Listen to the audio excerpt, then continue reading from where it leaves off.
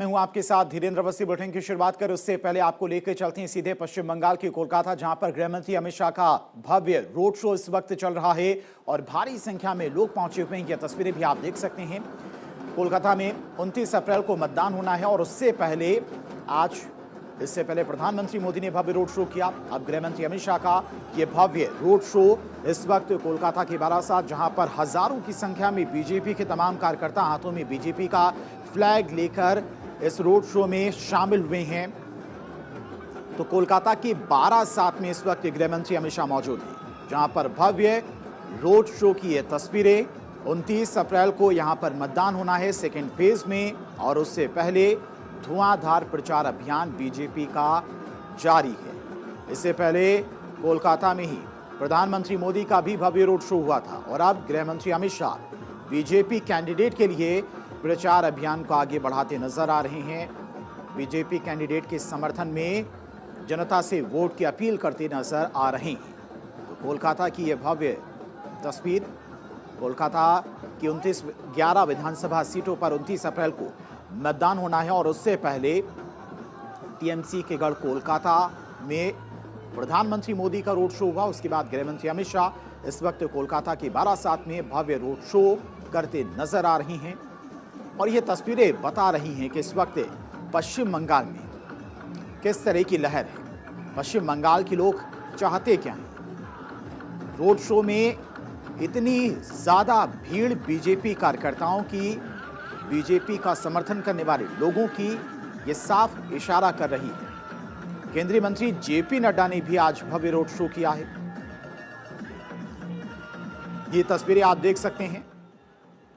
Syndicate राज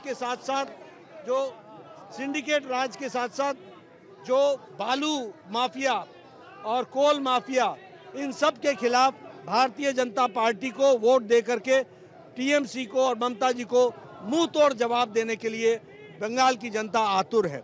और जो तुष्टीकरण है, जिस तरीके से तुष्टीकरण के माध्यम से एक समुदाय को और विशेष करके घुसपैठियों को जिस तरीके से ममता जी ने पाला पोसा है, उसके खिलाफ गुस्सा है और वो गुस्सा इस चुनाव में हमको देखने को मिल रहा है। जैसे कि आप घुसपैठिया का बात किए, अमित शाह जी भी घुसपैठिया का बात किए, लेकिन जब ये मुद्दा आता है ममता बनर्जी बोलते हैं ये जिम्मेदारी बीएसएफ की है। ऐसा है, पिछले 15 सालों से आपने, और जब से एनडीए की सरकार आई है, आपने वहां पर फेंसिंग नहीं होने दी है, उसके लिए जमीन नहीं दी है और आपने जानबूझ करके ये रास्ता खुला रखा है।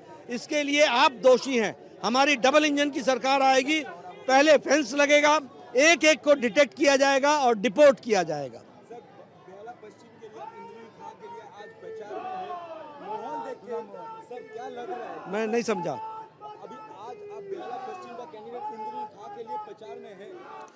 तो केंद्रीय मंत्री जेपी नड्डा की तरफ से साफ कहा गया है कि एक एक घुसपैठिए को डिटेक्ट किया जाएगा और उसके बाद उसे डिपोर्ट किया जाएगा और बॉर्डर वाले इलाकों में फेंसिंग का काम सबसे पहले किया जाएगा। 15 सालों में जिस तरह से घुसपैठियों का गढ़ बन गया पश्चिम बंगाल, उसे खत्म करना है, एक एक घुसपैठियों को बाहर निकालना है। एक तरफ जहां पर गृहमंत्री अमित शाह कोलकाता के बारासात में भव्य रोड शो कर रहे हैं, तो दूसरी तरफ केंद्रीय मंत्री जेपी नड्डा भी रोड शो के जरिए टीएमसी सरकार पर जमकर निशाना साधते हुए नजर आ रहे हैं। बीजेपी का धुआंधार प्रचार अभियान लगातार जारी है और शाम का वक्त होने के बावजूद भी केंद्रीय गृह मंत्री अमित शाह देखिए किस तरह से बीजेपी कैंडिडेट के लिए प्रचार अभियान को आगे बढ़ा रहे हैं। वो साफ बता रहा है कि बीजेपी पश्चिम बंगाल को फतेह करने के लिए कितनी मेहनत कर रही है और उस मेहनत का परिणाम भी नजर आ रहा है।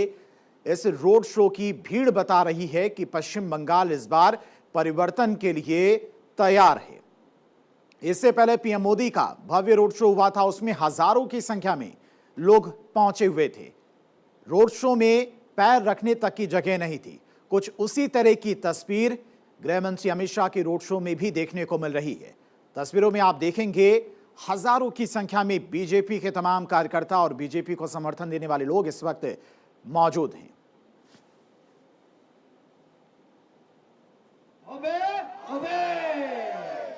और एक बात और, 29 तारीख को खेला शेष हो गए।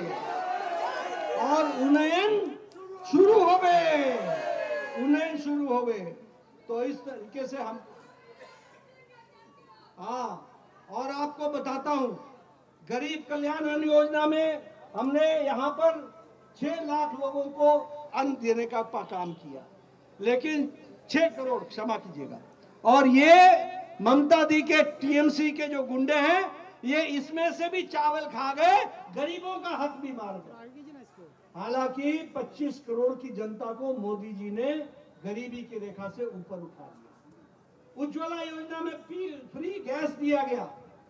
मैं स्वास्थ्य मंत्री हूं, 2017 से बोल रहा हूं, देश में सब जगह आयुष्मान भारत लागू हो गया है। और आयुष्मान भारत में मोदी जी ने यहां पर 1 करोड़ 25 लाख परिवार, 1 करोड़ 25 लाख परिवार को 5 लाख रुपए का गंभीर बीमारी से लड़ने के लिए और इसके इलाज के लिए 5 लाख रुपए का हर साल की व्यवस्था की है, 5 लाख रुपए की। लेकिन ममता दीदी को मैं 2017 से बोल रहा हूं, 2017 से क्या बोलती है ना, आयुष्मान आमी लागू करबो ना, आमी करबो ना, होवे ना। अब आप बताओ, मैं आपको बताता हूं, 29 तारीख को इंद्रनील को जिता देना, 4 तारीख को हमारी सरकार बनेगी, 5 तारीख को मैं आयुष्मान भारत लागू कर दूंगा। और आपको बता दूं, 3 प्रदेश हैं जिन्होंने आयुष्मान भारत लागू नहीं किया। 3 प्रदेश, पहला था उड़ीसा, कलिंग, छुट्टी हो गई और आयुष्मान भारत लागू हो गया। दूसरा था केजरीवाल का दिल्ली, उस समय का केजरीवाल का, अब तो उसकी पंजाब से भी छुट्टी हो गई, तो वो टाटा बाय बाय। तो उसने भी कहा मैं नहीं लागू करूंगा, मैं नहीं लागू करूंगा। दिल्ली ने उनको भी साफ कर दिया और दूसरे ही दिन मैंने आयुष्मान भारत लागू कर दिया। अब कौन बच गया? कौन बच गया? आप अपना हक अदा करो, कमल खिलाओ। 5 तारीख को मैं 5 लाख रुपए का, 1 करोड़ 25 लाख परिवार को 5 लाख रुपए का आयुष्मान भारत का। और एक बात और बता देता हूं, ये जो कार्ड है ना, ये हमारे गरीब आदमी जो सोने का सराफे का काम करते हैं, ये तमिलनाडु में मेहनत करते हैं, ये सूरत में जाकर के मेहनत करते हैं। पर भव्य रोड शो करे तो जेपी नड्डा ने भी टीएमसी सरकार पर जमकर निशाना साधा है। कोलकाता के वारासात में इस वक्त गृह मंत्री अमित शाह का भव्य रोड शो चल रहा है। वहीं केंद्रीय मंत्री जेपी नड्डा ने भी टीएमसी सरकार पर जमकर हमला बोला है और साथ ही साथ उन्होंने कहा है कि इस बार बंगाल परिवर्तन के लिए तैयार है। अक्षय लगातार हमारे साथ जुड़े हुए। अक्षय, बीजेपी जिस तरह से चुनाव प्रचार अभियान को धार देती नजर आ रही